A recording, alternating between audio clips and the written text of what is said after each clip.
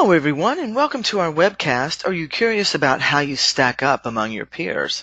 In this webcast today, we'll be talking about the results from our government contracting benchmarking survey. The result of the survey is the Gauge Report. Now, the overall theme of the Gauge Report this year is optimism. So 65% of the respondents said that they were optimistic about the current environment for government contracting. That's great news for the government contracting marketplace. Now, I'm Kim Coster, and I'll be your speaker today. I've had the privilege of working many years in the government contracting space, and I look forward to sharing the results of the survey with you today. And I hope it gives you some ideas for improving your business processes or helps you actually win more business. So let's talk a little bit about the Gauge itself. Unanet and CohnReznick teamed up to produce the Gauge Report, and we've done it for the last 2 years. The reason we did it was to really study the overall government contracting market. We wanted to also give back to the government contracting marketplace and to help our current and future customers understand what's going on in the marketplace, whether that's good or optimistic or bad. We also want to gain understanding of the pains of the market so we can shape our product and services that we provide to government contractors. Now, in this survey, we had 1,500 contributors, and the report is broken down into 5 sections. It's broken down into government compliance, accounting, utilization, growth, and efficiencies. Okay, so you can, if you're particularly interested in one section of it, you can read it and then save the others for later, or you can just read through the entire report because it's got a lot of great information in it. Okay, so let's talk about benchmarking and what benchmarking actually is. It's just simply looking at others' performance, their expenditures, their policies, what they're doing strategically, and then comparing those to your organization. Now, it's good to look at internal benchmarks as well as external benchmarks and what others are really doing to be successful. But internal benchmarking, unfortunately, across divisions, departments, and portfolios, it's not done and it's not as common as you might think it is. Still many companies are siloed. They've got varying processes between projects to projects or division to division, and they also have disparate systems, and it makes the exchange of information very difficult and costly. So using external benchmarking is a great alternative, and it's very powerful, and it has no prep or manipulation to the data. So ultimately, you're going to be saving money and time. And then you might be asking yourself, why is benchmarking so important? And because it gives us a perspective of the overall industry. Right now we know that everybody in the government contracting space is optimistic. So, everybody's out there trying to hire and everybody's out there trying to win new business. It gives us an idea of what people are doing to be successful, how they're getting that new business, how they're grabbing that new talent. And it'll give us ideas for improvement, and it'll hopefully get the creative juices flowing, make you more competitive, and then hopefully you're going to win more business and grow your organization. Now, the report itself is structured by revenue, yearly revenue. So up to 25 million, 26 to 50, 51 to 100, or greater than 101 million in yearly revenue. So the distribution of revenue, we've got 46% were smaller businesses. That's in the slate blue. 31% up to $50 million in revenue. So we got a nice distribution on the low to mid-size range. And then on the upper range, we saw 23% over $51 million of annual revenue. Now, on the right, the types of respondents, that was very, very exciting for us. So 47% were in the C-suite. So we ended up with really a great cross-section of executives and other management levels. Now, the other category, which was 27%, was made up of project managers, business development, and contracts personnel predominantly. Now, the majority of the respondents were also in the NAICS Code 541, which is professional, scientific, and technical services. Predominantly, What agencies were being utilized was the Department of Defense. That's no surprise. But keep in mind that the Department of Defense may be getting a little bit crowded. So you might want to start to look at some of the civilian agencies where we see 25% were getting their business from there. So there's a little more room over in that area. And that's just some food for thought. All right, so let's dig in with our first section, which is the government compliance section. And we have some really great insight in this area. Now, each one of the sections, and kind of go through what the format looks like. There's a summary, and then there's considerations for the upcoming year. And after that upfront chart, we'll show a graph or two and give you some additional information and some of the data that reports the findings. So that way you'll know what the results were, and then items that will help you as you get forward and look for 2019. So oversight for government contractors, truly it's a fact of life. It's something that we all have to deal with. So we ask our respondents, what was the level of oversight compared to last year? 73% said that government oversight was about the same. 22% said it increased, and 5% said they experienced a decrease. So it continues to make compliance in 2019 something that should definitely be a priority. So now we've seen the cost incurred backlog up to date. DCAA auditors that were dedicated to the incurred cost backlog reduction may begin to focus on other audits like proposals, timekeeping, and business systems audits. And inside the report itself, there's a lot of great information about business systems audits, so do take the time to download the report, and all the respondents, by the way, will be getting this report within 48 hours. Now, if you're just dying to go out to get the report and you can't wait another minute, you can go out to Unanet.com. It's on the first page of our website, and you can click and then download the PDF. So, again, this year, the cost incurred submission was the most popular audit, followed by SF 1408, and then forward pricing. Now, some things we might want to be considering for the upcoming year is that the 809 panel recommendations on the type of auditor and when to audit. So additional independent public accounting firms are going to get into the mix of auditing for civilian agencies and possibly DoD in the next few years. So that will be something that we'll definitely want to watch. Again, we talked about looking at business systems audits. A lot of those are coming out of date. Okay, so be looking for that to be happening to you if you are required to have those types of audits. And again, inside the report, it really talks about who has what requirements for the different types of business systems audits that are out there. There's also a checklist in the report that you can get. So make sure that you have that checklist and understand what is being asked of you during those business systems audits. And we want to make sure that you continue to have a training program for new employees, or if you're a new government contract, have training. Don't skimp on that. And have that training around government contracting compliance and what they need to do as individuals to help the company stay compliant overall. We're also seeing a lot of emphasis now as the incurred cost submissions are over on contract closeout. So make sure that you've got contract closeout procedures that are refreshed and that you have a process and a focus and a strategy for getting all the old contracts actually closed out. Okay, so from a DCAA audit perspective, the chart on the right really gives you an indication of the audit breakouts. And it's not, so this is something that is very good, gives you a great distribution of how everything is working, and we do start to see some of the business systems on the rise. So as we look over here, we see the accounting system at 10%, and we do see a little bit of estimating, and we're starting to see some purchasing. So, we expect next year for those to have a bigger slice of the pie overall. Now, on the right-hand side, we ask what were the biggest audit challenges that people had last year. And it's really not surprising that indirect rates was the biggest overall audit challenge, followed by billing. And let me spend just a second, because you're going to see these types of charts throughout the presentation. So these are by rank. So this blue section right here says that the respondents ranked indirect rates number one. Okay, so that was their number one challenge.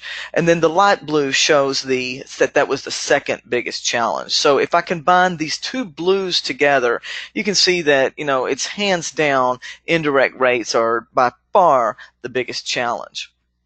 Now, in the years prior, we saw timekeeping be that number one challenge. And, we're starting to see some labor floor checks again. So, I look for timekeeping next year to take a bigger role in audit challenges itself.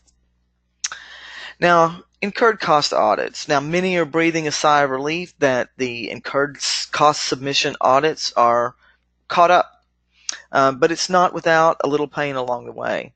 The primary challenge in finalizing those cost incurred audits was auditor delay, and the second was resolution of issues found during the audit.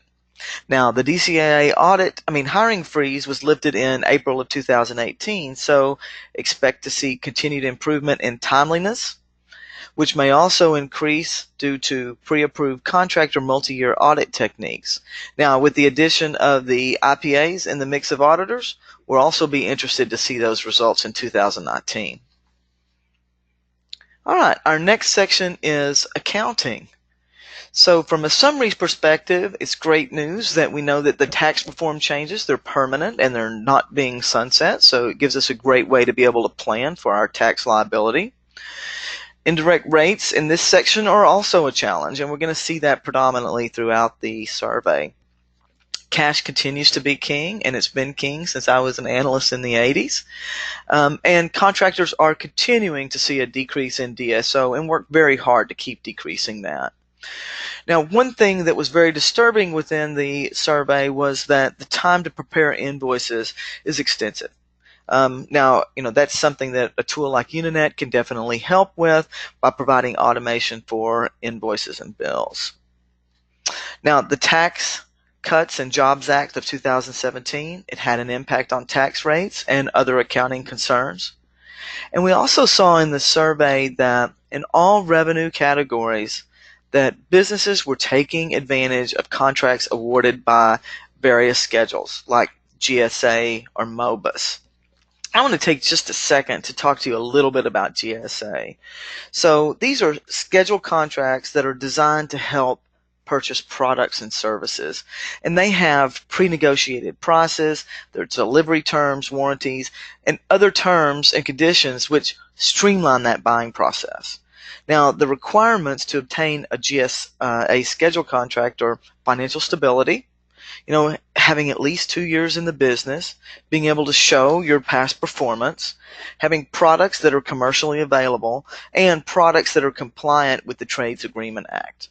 So it's really best to try to make sure that you're using all the options in the toolkit that you have in the tool bag to help grow your business. Now, the considerations for the upcoming year.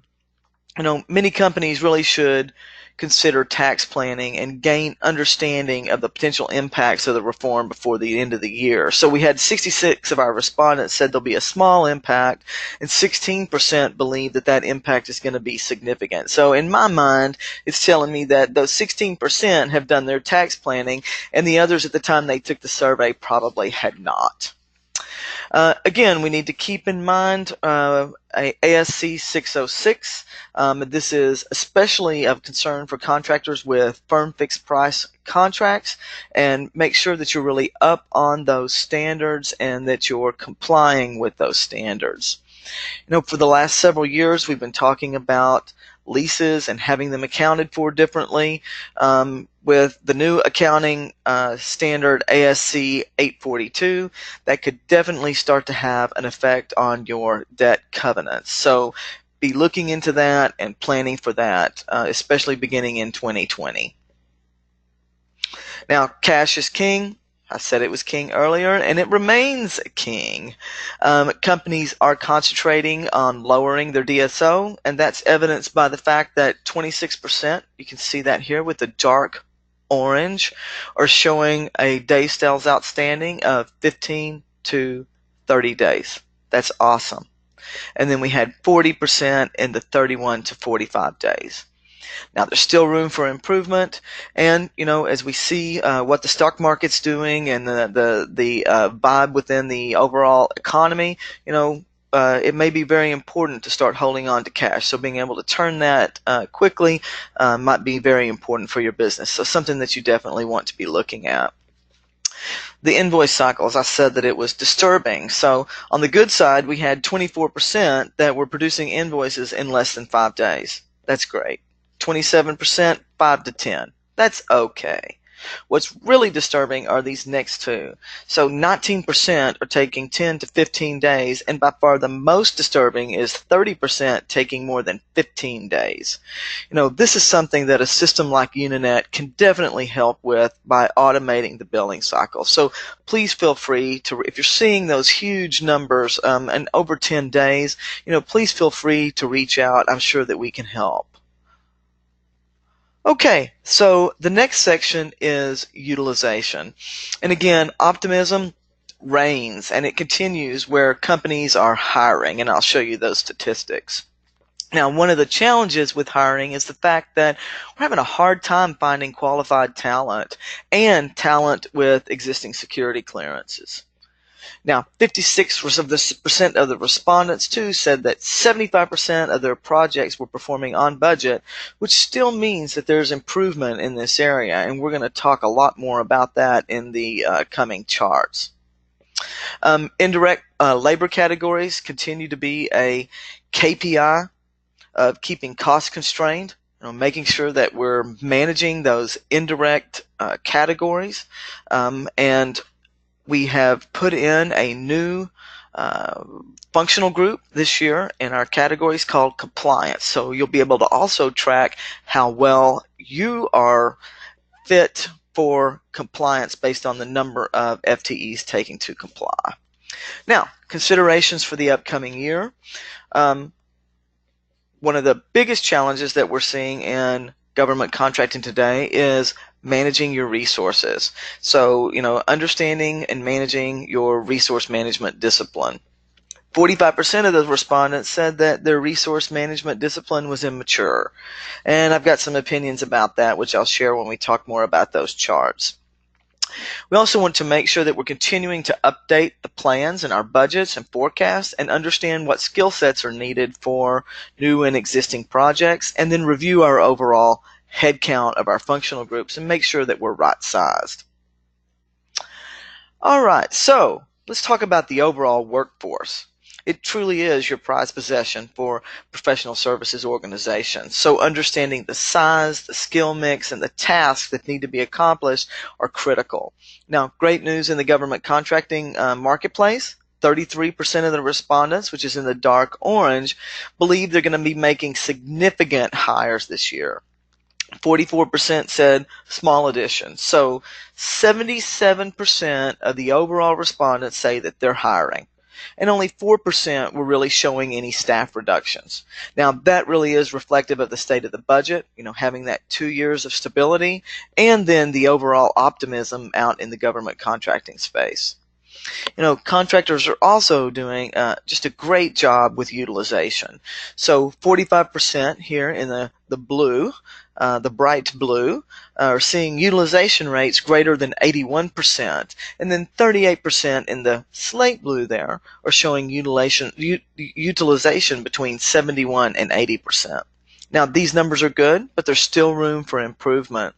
Contractors are going to need to keep a really close eye on this metric, as things like delays in getting clearances can have a huge effect on your overall utilization.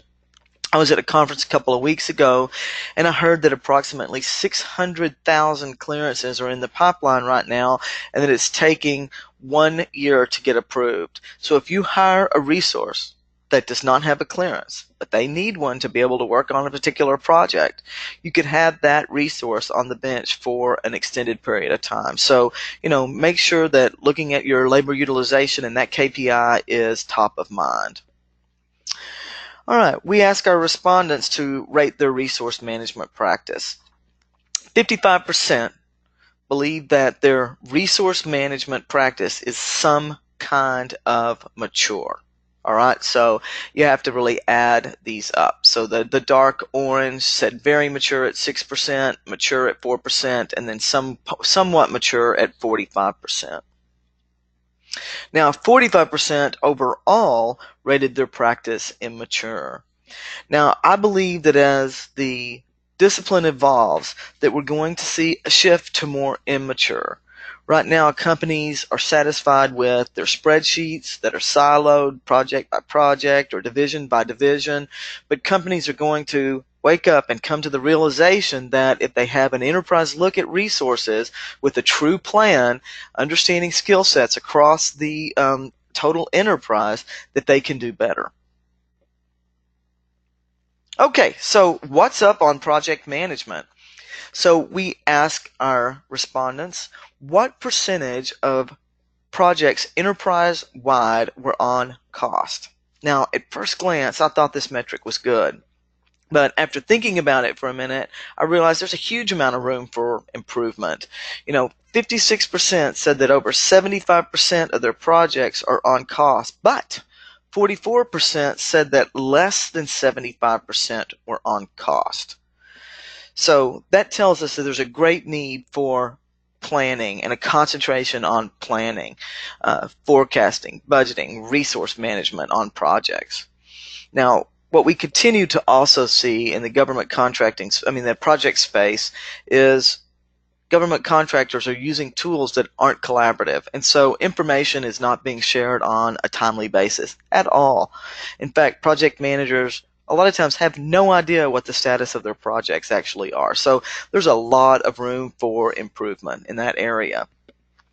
On the right-hand side, we ask, what percentage of your projects enterprise-wide are on schedule?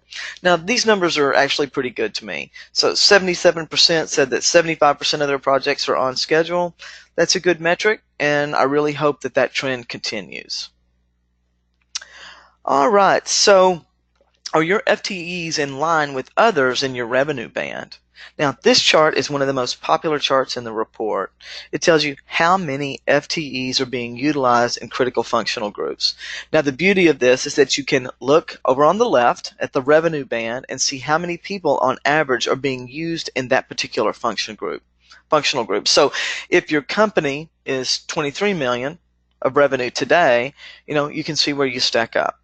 If you plan to grow to 30 million over the next 2 years, you can see how much hiring you may need to do. Also, looking at these FTEs will help you manage your rates, as the majority of the FTEs fall into your indirect cost. So if you're a company that's $20 million and you have 8 accountants, you really may want to take a look at your people, processes, and tools to stay competitive, because the majority of folks in that revenue band have 2.4. Okay, so really a great chart. If you go into the report, we have the 2017 numbers as well as the 2018 numbers. So a great way for you to size up your organization. All right, so now we're going to go to the growth section of the report.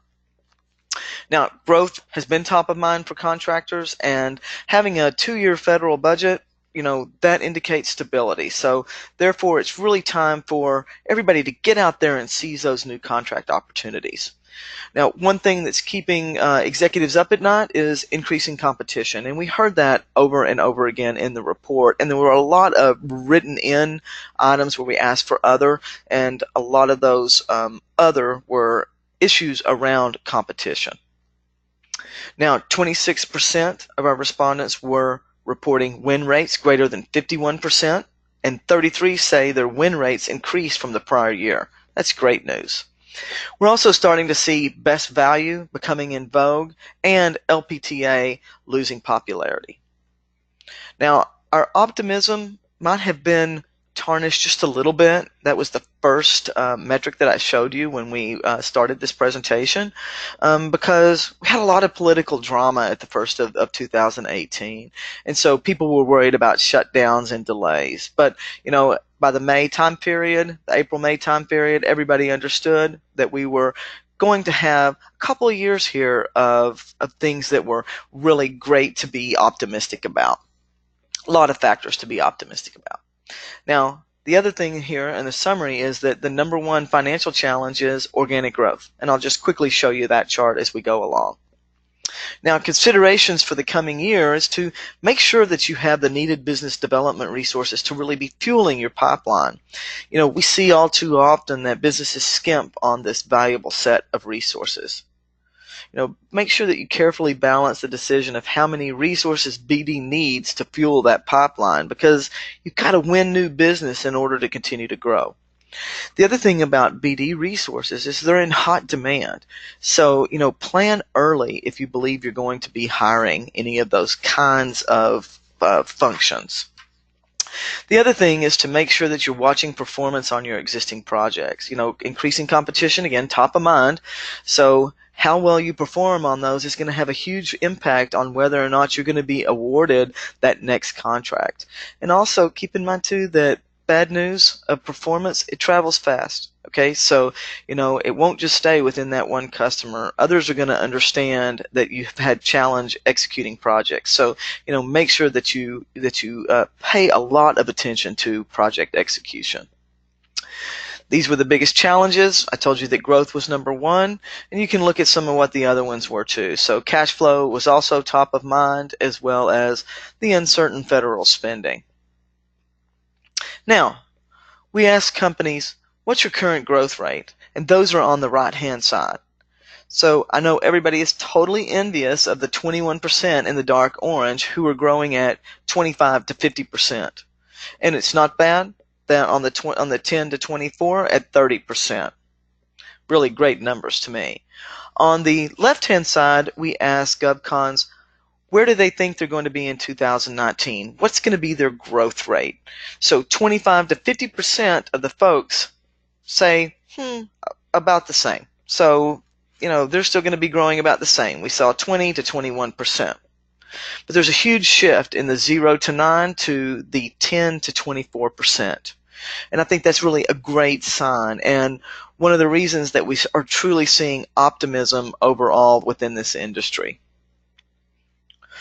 All right, we ask executives, hey, what's keeping you up at night? So you can see, this chart's just the same as the other ones. The dark blue here, that's the number one. Competition is the number one.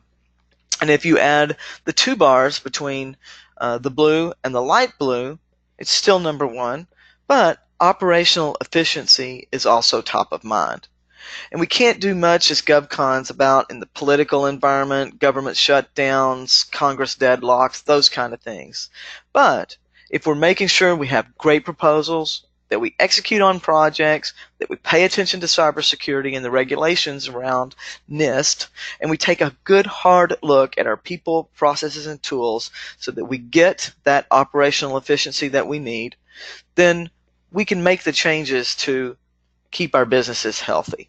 So I thought this was a really good chart. It was the first time that we'd ask it, but it gave us a lot of insight into where the respondents' heads were about what the pains that they're having today actually are, and things that we can help versus things that are completely out of our control.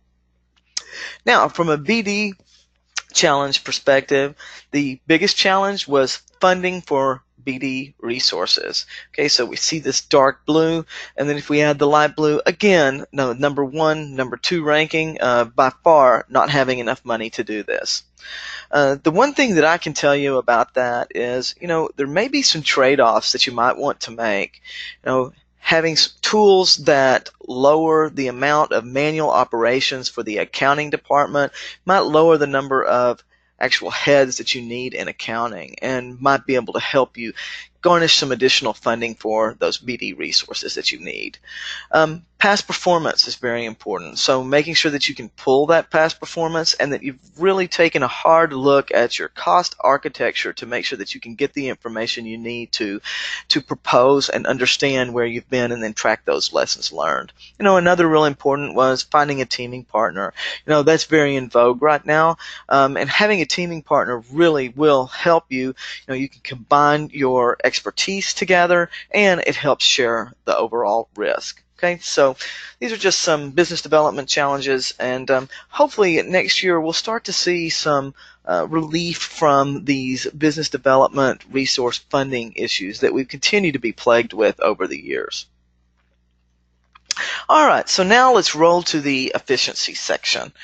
It's not surprising that indirect rate data, again, it's one of the most popular sections of the gauge, and it really does provide a window into competitors' rate by revenue band. We just talked operational effectiveness is top of mind, so we had a lot of new questions around project management that we added in 2018. You saw some of them already, and we'll talk about a few of them more as we walk through the remainder of the presentation. We also see that the number one challenge for project managers is, or project management overall, is inexperienced project managers. All right, so considerations for the coming year. Have a disciplined process to budget your indirect cost, and then make sure you're really getting buy-in from all the parties. I would pay just as much attention to budgeting my indirect cost as I do to budgeting my direct costs. So, don't skimp on that activity. It's very important. Also, if you don't have a project management office, consider forming one. And if you have an ineffective one, let's revive it. Unanet's got some great blogs around PMO as well as white papers that you can go out and look at, and it'll give you some ideas for how you might want to, again, start a PMO or revive one. Consider too investing in those project managers. We see that inexperienced project managers year over year are a major problem, so train these guys. And then treat project management as a discipline in itself. Keep in mind that the project is the way that we're generating revenue and execution of the project. So we want to make sure that the project managers have the tools and the training that they need to manage your project successfully. All right, so I just want to show you one of the charts that we have out in the report, and we have this broken out by band. So in this, you're able to look at the different types of rates that are on projects, and this is for companies with revenue above $101 million. Okay, so G&A, it gives you an idea of what G&A rates they're experiencing. What is the government overhead rate that they're experiencing, and you can compare these yourselves and see where you actually are. Okay, within these bands. It's a great part of the report. It'll let you know whether or not you're in line, and it'll also give you an indication of why you might be losing some of the bids that you had out there. If your rates are very much different than the rates that you see on these charts. All right, so from a project management perspective, it was a new part of the report, and for me it's very exciting because I love to talk about project management. So let's start off by talking about the PMO, or the Project Management Office. Now, the PMO should have a role in defining the best practices and then incorporating those into the policies and procedures for the entire life cycle of the project. So they have a very important function in the successful management of projects overall. So we ask whether or not businesses had a PMO and what type of PMO they have. So overall, we're seeing a resurgence of the PMO. That's awesome. And I actually have a favorite project management benchmarking report, and it's the PMI, Pulse of the Profession. And they have it for several years. It's out there. And you can go out and get that. Just go out and type that in your search engine, and it'll come right up. And they're showing a resurgence of the PMO. So our survey is consistent in showing that a large number of our respondents have a PMO. In fact, 61% have a PMO. 34% of those are centralized and 27% are decentralized. And before I leave this topic, so let me level set on the difference between centralized and decentralized. So centralized is a PMO that is supporting an enterprise. And you may also see this, like in the PMI Pulse of the Profession, see this called an ePMO. Okay, so it's really defining and evolving project management for every project in the enterprise. Okay, so, and to me, those are the most effective types of PMOs. But you have decentralized PMOs also that are effective, especially if you just have one major program or project that makes it the majority of your revenue. And so a decentralized PMO then really serves only that program or that project. So, it definitely has its place, and based on the size of the respondents, I can see where that would definitely have a place. But again, if you have the size and the breadth, a centralized PMO will help you also be maturing your project management discipline overall, which will help you be more effective. Now, when we ask what the biggest hurdles were in project management, the number one is inexperienced project managers. And so we see this here in the dark blue. And I had to say, that's been going on for years. It's a real issue. I don't really understand it, as we know that projects are the lifeblood of everybody who's responded to this survey. There's so much that can be done in this area. So just a couple of quick suggestions.